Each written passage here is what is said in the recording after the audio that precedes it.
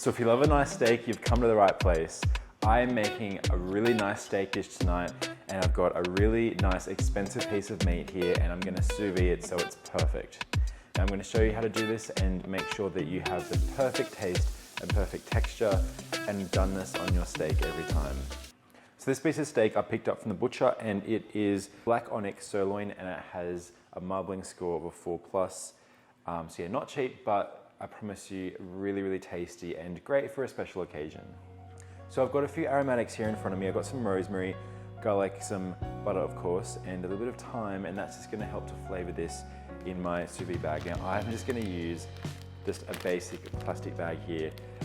You can vacuum seal it, you can whatever, but this is just easy at home kind of way to do it. I'm just gonna pop it on some paper towel.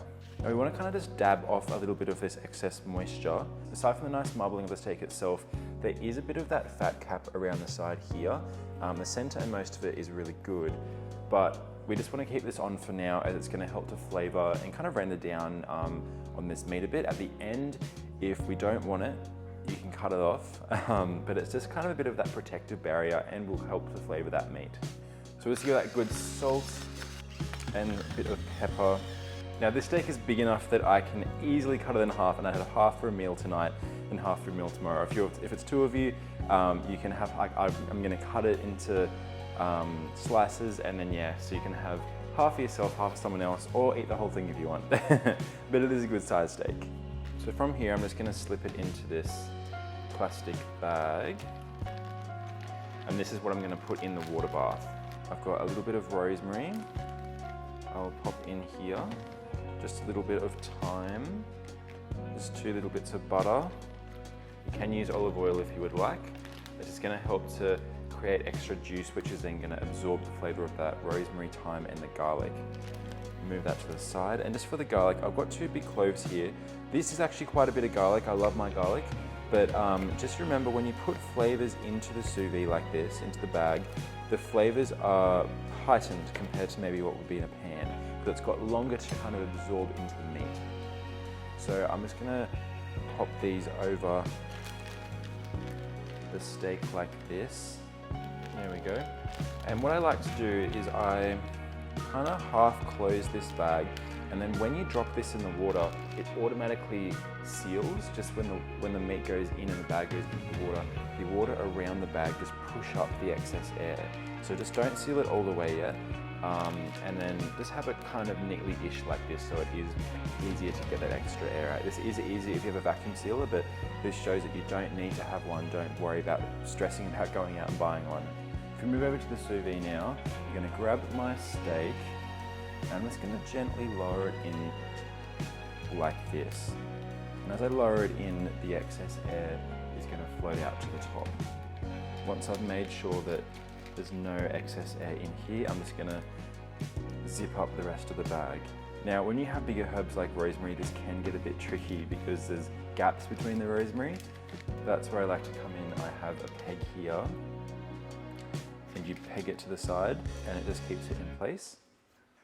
The other trick you can use here, if it's not staying down, like mine is here, you can just get some metal tongs, and so it's wedged to the side of the pot, just like that. And that's completely fine. As long as it's all submerged under the water's gonna be running around and it will cook.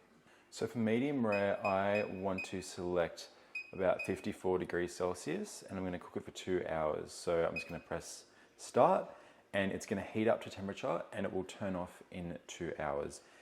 Now this perfectly cooks your steak. As you can see, the water is circulated at that constant temperature, so whatever doneness you like your steak at, it will be cooked that exact perfect temperature.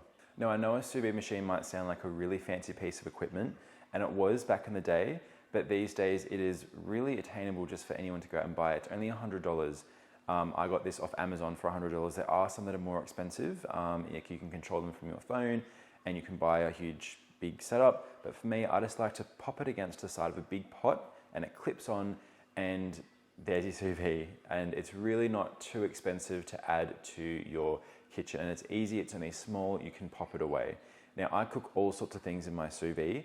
but I find especially for meats, like if it's chicken or if it is steak, you get the perfect doneness every time, a great flavor, and it's just easy. So now I'm gonna set that around for 2 hours and I'm gonna head off, do a few chores, and then I will be back just to do my sides for dinner. So it's been about 2 hours. Our steak is looking really good and it's almost done. So I think we'll better start moving on to our red wine sauce. Now for our red wine sauce, I've just got some roughly minced shallots, and I've got a little bit of garlic here and bay leaf and a little sprig of thyme. Now this is going to start to flavor down our sauce. Now also a bottle of red wine. Any kind of red wine is fine. I like one that's a bit stronger and heavy, like a Shiraz or Cabernet. I would recommend something that you would be okay with drinking, but it doesn't have to be the nicest bottle out there. So I'm just going to start by sauteing down my onion and garlic in some olive oil. And once that is nice and soft, and that should only take a few minutes, we don't want to do it over high heat, just some medium heat. I'm going to pour about a cup of red wine into my saucepan. And I want to turn up the heat to quite a medium to high, so it's starting to boil off. It'll reduce and thicken and become nice and sweet, and the flavors from that red wine will really be delicious. Now once that has started to boil down a little bit, it is time to get on to adding some stock. So you can just use store-bought stock here. I like to make my own beef stock periodically and freeze it. So I've just got some reduced beef stock here. I would use about 250 mils if you are just using a store-bought beef stock. This is just a nice flavorful addition.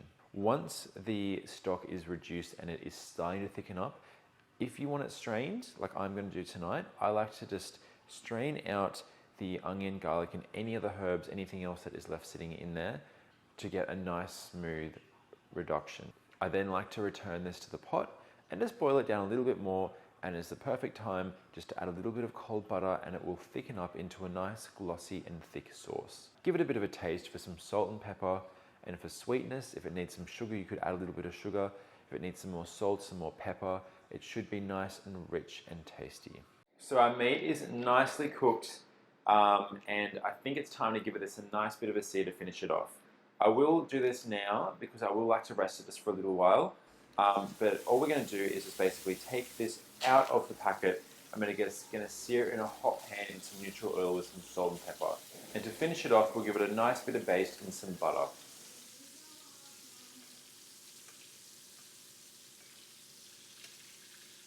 So here we go, we have our beautiful looking steak. I'm just giving it a bit of a rest. We just want to get some nice color on that because obviously it's already cooked through. We're just looking for a nice color, which will make a delicious flavor. Now onto our mushrooms. So don't throw away that delicious oil and butter in the pan. I'm just going to chuck some roughly chopped garlic and a little bit of rosemary in there and just move it around in that hot butter and oil. And I'm going to cook some of these king oyster mushrooms in there.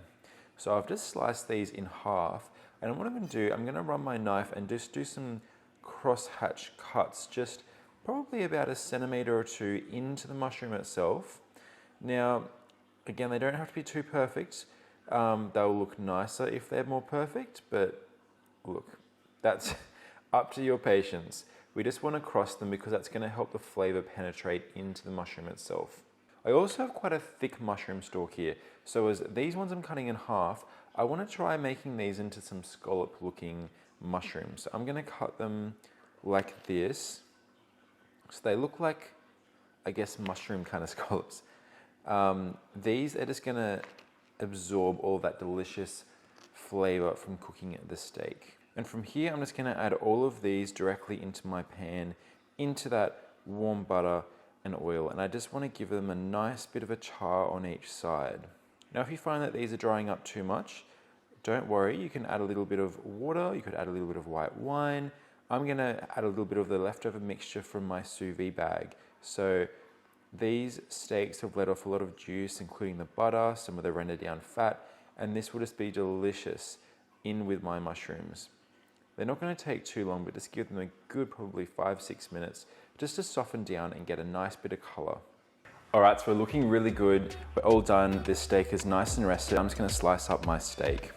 And as expected, we've got a perfect medium rare in the center, but that can be with the sous vide, that can be dependent on what you like. You can have it a little bit more cooked, a little bit less cooked. This is just how I like it. So it is perfect for me. Let's have a look. I might arrange it onto my board here. It's funny, I always find it really hard with steak to make it look nice in a video or for a thumbnail, but I don't know, let's see how that goes. I've also got my mushrooms over here. They've turned out really, really well. I might just try and lay these down with my fingers. So here's our mushrooms that I've cut in half. And there's a couple here too that I've cut like scallops. There we go. So depending how long you cook them, they become quite soft and just delicate. So be careful. They also shrink down a fair bit as well. Now I've also air fried a few chips, so I'll try just placing some of these on the side. You can do mashed potato, that's also a really nice way to have this meat, but these are just quite easy to just air fry up some chips. And obviously we can't forget our beautiful glossy sauce. Now I might just pour a little bit over the top. There we go, on our rosemary. And here we go. This is my delicious steak. As you saw, it was so easy. It looks really good. It tastes amazing. But thank you for watching. This is how I cook my perfect, delicious steak. And yeah, it's a bit of a treat. So if you liked it, give it a like, subscribe, and I'll see you guys next time.